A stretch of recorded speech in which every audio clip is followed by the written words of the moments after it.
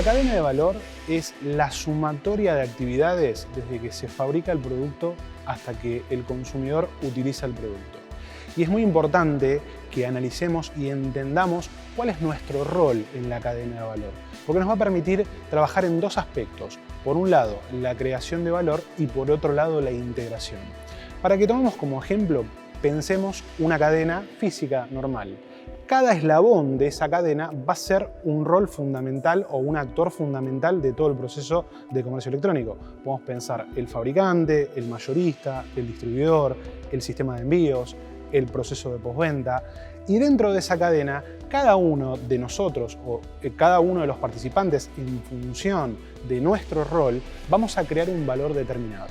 Por ejemplo, el fabricante va a aportar valor en el diseño de producto, en la disminución de costos.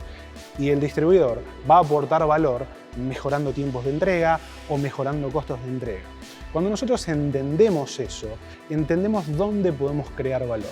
Bien, si dentro de la plataforma tenemos 2 o 3 vendedores que están vendiendo el mismo producto bajo las mismas condiciones, tiene que haber una construcción de valor distinta. Es muy importante ese entendimiento o esa concepción de nuestro rol dentro de la cadena como creadores de valor.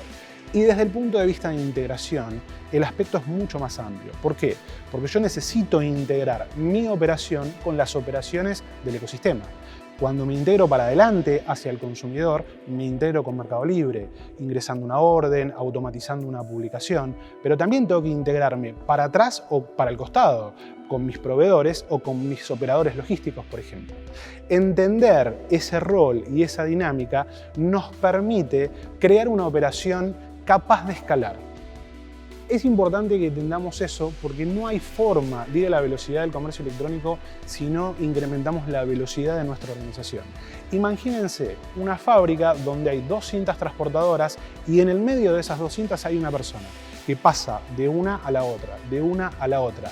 La velocidad de todo el proceso va a ser la velocidad de esa persona, no la de las cintas transportadoras. Si yo no me integro para atrás, para adelante, para el costado, no integro todo el ecosistema de mi operación, voy a ir a la velocidad del proceso más lento.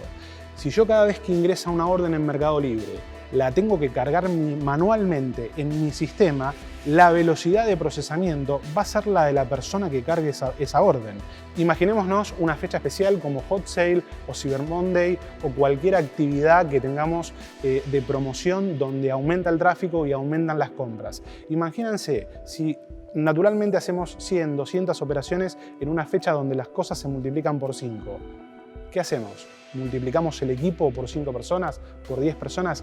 Es imposible. Necesitamos integrarnos para equiparar esas dos velocidades. Cuando hablamos de integración, tenemos que pensar cuál es nuestro producto mínimo viable. La integración que nos va a permitir llevar la operación adelante. Y para definir ese producto mínimo viable, tenemos que dividir en 2 tipos de variables. Las variables de stock por un lado y las variables de flujo por otro. Las variables de stock son aquellas que no se van a modificar proporcionalmente en función del tamaño de mi operación. Cambie o no cambie la medida de mi operación, esas variables van a permanecer casi estáticas. Por ejemplo, las publicaciones. Supongamos que yo tengo 400, 500 productos en mi marca o mi empresa y esos 400 o 500 productos son los que yo voy a publicar, que incluso puedo publicar manualmente y que no van a cambiar en función de cómo se modifique mi operación. Entonces, ese producto mínimo viable tiene que ver con stock, precio, títulos, aspectos que no tengan un cambio abrupto o un cambio inmediato. Por otro lado, tenemos las variables de flujo. Son esas variables que sí van a cambiar en función del incremento de mi operación. Por ejemplo, las órdenes. Cuanto yo más venda, más órdenes voy a generar y más órdenes voy a tener que procesar. Lo ideal es tener una integración full, 100%, que esté todo integrado. Y lo que pasa en Mercado Libre se vea en mi sistema y lo que pasa en mi sistema se vea en Mercado Libre. Pero ese camino que iremos construyendo y ese camino que iremos desarrollando tiene que tener como base un producto mínimo viable. Y definir ese producto mínimo viable me va a permitir definir o elegir las alternativas de integración que tengo. Si voy a hacer una integración in-house, si me voy a basar o me voy a apoyar en un integrador externo, si voy a hacer un mix de esas cosas. Entender el volumen que puede alcanzar mi operación, entender las variables de flujo, las variables de stock y entender mi ecosistema me van a permitir definir en qué integrador o en qué tipo de integración me tengo que apoyar para poder llevar mi negocio adelante.